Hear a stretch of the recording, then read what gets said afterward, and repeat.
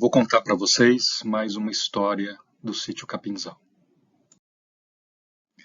Bom, lá no Sítio Capinzal nós estamos fazendo várias iniciativas de trazer os conhecimentos de regeneração, de restauração do cerrado, junto também com o estabelecimento de algumas áreas produtivas. Então, a maior parte da área do sítio ela vai ser destinado à regeneração natural, processo de regeneração natural que a gente vem acompanhando, mas também tem áreas de uso, mais ou menos uns 2 hectares. E o nosso desafio é trazer cultivos perenes que convivam numa paisagem não florestal. Então, a ideia, a agrofloresta é interessante, mas se a gente transforma essas áreas produtivas em floresta, a gente está transformando de uma forma muito intensa a paisagem original. Então, a ideia era trazer alguns cultivos que não transformem a paisagem em floresta. E para isso a gente está fazendo alguns testes, principalmente com oliveiras e parreiras. Bom, nas áreas produtivas, a ideia é aplicar as técnicas e os conhecimentos de agricultura regenerativa e algo que talvez seja chamado de agricultura construtiva, porque nós não necessariamente estamos retornando o solo, regenerando o solo a uma condição original, mas sim trazendo o solo numa condição diferente da original e mais própria para o cultivo. E para isso, basicamente a gente bebe de algumas experiências que eu vou falar em seguida, que estão relacionadas à transformação do solo, principalmente relacionado ao teor de carbono e matéria orgânica que a gente pode construir ao longo do tempo. Passando rapidinho sobre o caminho do carbono nos sistemas naturais, ele pode sofrer basicamente 3 caminhos quando ele sai da biomassa viva. Ele pode ir por um caminho de decomposição, e aí basicamente é ação biológica, e isso está relacionado a esse material que a gente chama de humus. Ele pode, em determinados ambientes e situações, estar relacionado com um material que acaba queimando, né, nesses sistemas, e aí a gente tem a combustão, que é a oxidação dessa matéria orgânica, e o que fica no sistema são basicamente as cinzas. Ou existe uma outra forma de transformar esse carbono, não através da oxidação, nem através da decomposição, mas através de um processo que chama pirólise, que é uma transformação por calor, que transforma a matéria orgânica numa forma estável, que a gente conhece como carvão. O carvão vegetal que a gente conhece, ele é obtido através de um aquecimento intenso de madeira seca, e esse aquecimento, na ausência de oxigênio, é um processo chamado pirólise, e a madeira ela é transformada numa forma estável, né, num arranjo de carbono estável, e os elementos voláteis e água, eles são extraídos dessa madeira através do calor. Então, o que fica é o carvão propriamente dito. A ideia aqui é trazer essa utilização do carvão como fonte de carbono no solo. E essa ideia, na verdade, ela é uma ideia de povos tradicionais, principalmente na Amazônia, muito bem registrado e conhecido na Amazônia, em áreas que são chamadas de terra preta de índio, onde se identificou um trabalho de transformação do solo em dezenas ou talvez centenas de anos, incorporando o carvão vegetal no solo. Existem muitas pesquisas e muitos trabalhos mostrando essa transformação, esse processo de transformação e incorporação de carvão no solo, e isso tem trazido, vamos dizer assim, uma nova onda de adaptações desse conhecimento para ações de transformação do solo agora nos sistemas modernos de produção. Esse mapa mostra na bacia amazônica as áreas conhecidas de terra preta de índio, mostrando que toda a planície amazônica foi uma prática relativamente bem disseminada. E esse conhecimento tradicional da formação das terras pretas de índio acabou sendo disseminado, e aí extensa bibliografia em várias línguas e de várias formas, abordando essa ideia de incorporar carvão no solo para como melhoria agronômica. Então,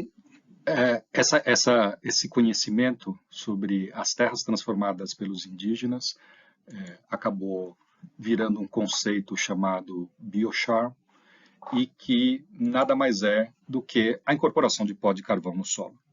Tá? Aqui do lado eu tenho algumas entradas numa consulta sobre o biochar e cultivos de uva. E existe nos últimos, de 2000 para cá, um aumento significativo de referências da utilização do pó de carvão, do biochar, em cultivos de uva.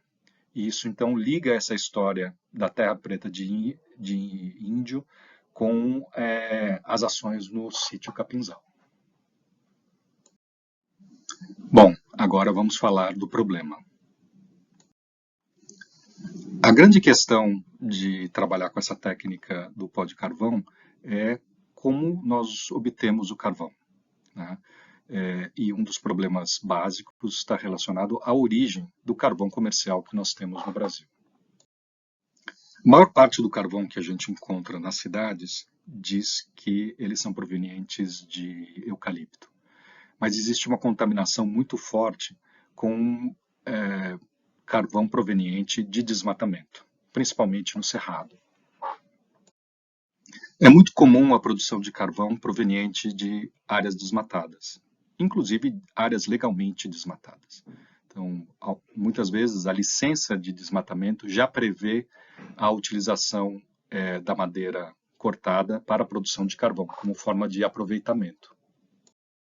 Esse caso aqui é de uma carvoaria legal, mas que mostra as condições de trabalho dos funcionários, né? É extremamente duro, e nessa sequência de slides vocês vão ter uma ideia de como é lidar com o carvão. Como vocês podem ver, os funcionários não têm equipamento de proteção, e é um trabalho basicamente físico de juntar e carregar uma quantidade enorme de carvão. O dia inteiro carregando nas costas um montão de carvão.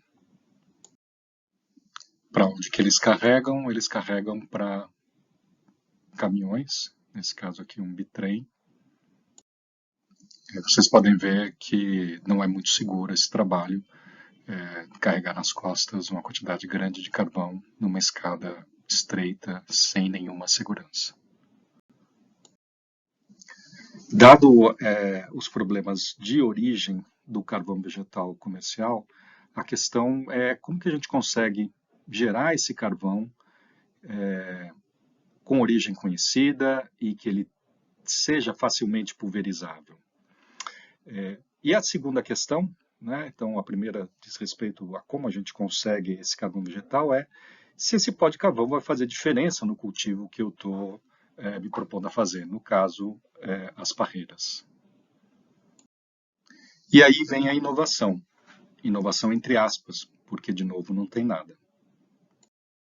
O carvão tradicional ele é feito de madeira de árvores de pequeno e médio porte, porque o uso que vai se dar a esse carvão pede pedaços de carvão de determinado tamanho que sirvam dentro da churrasqueira.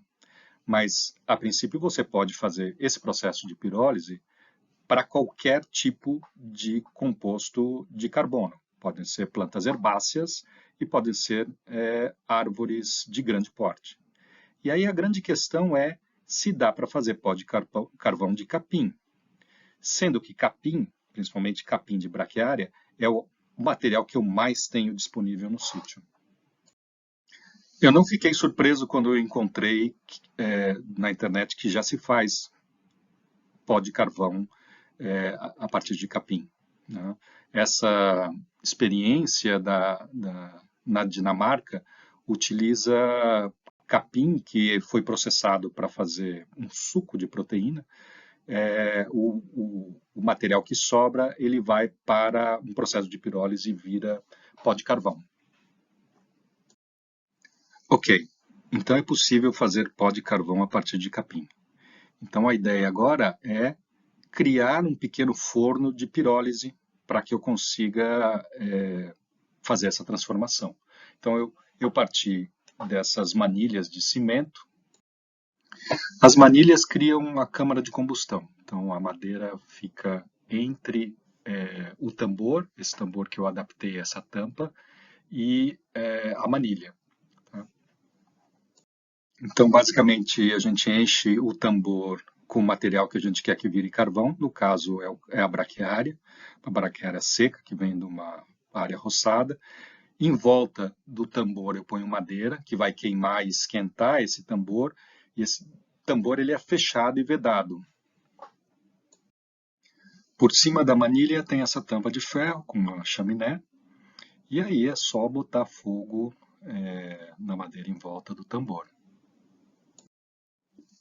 A madeira fica queimando durante algumas horas e o calor que produz mantém dentro do tambor a matéria orgânica no processo de pirólise ainda por muitas horas. Então, esse processo todo demora alguns dias para finalizar.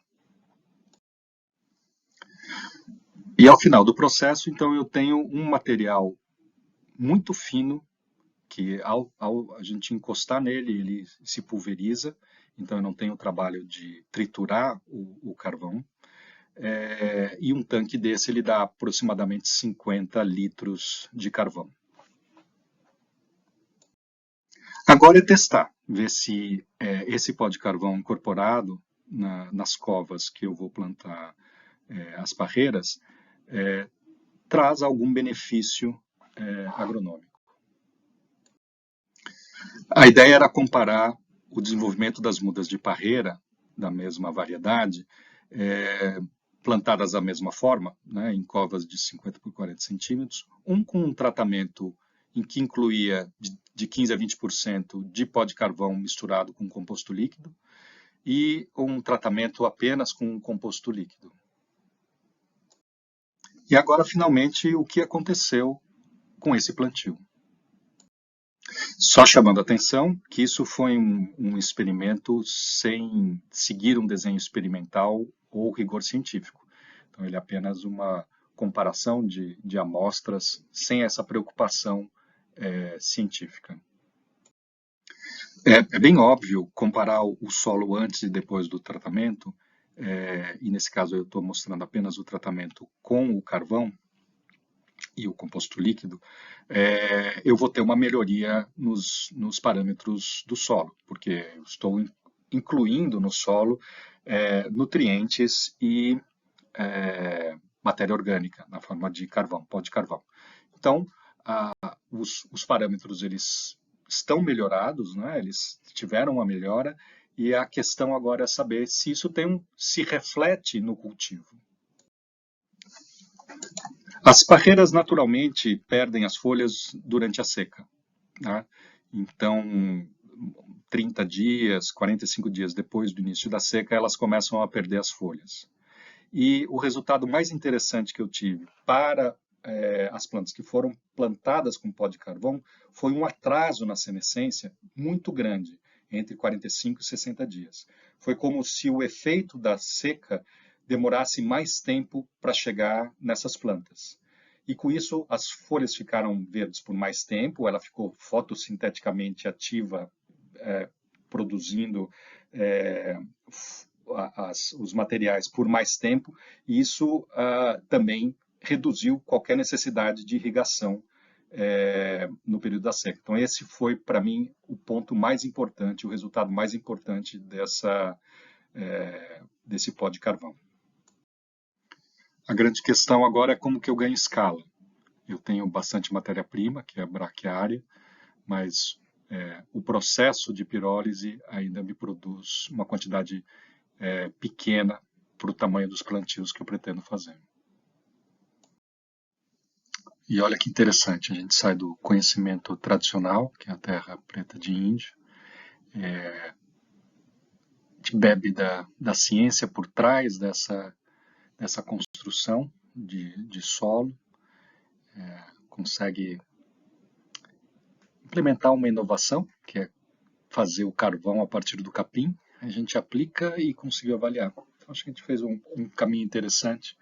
E essa história de usar o carvão da braquiária, a partir da braquiária, vai ser uma prática corrente agora nos plantios do sítio.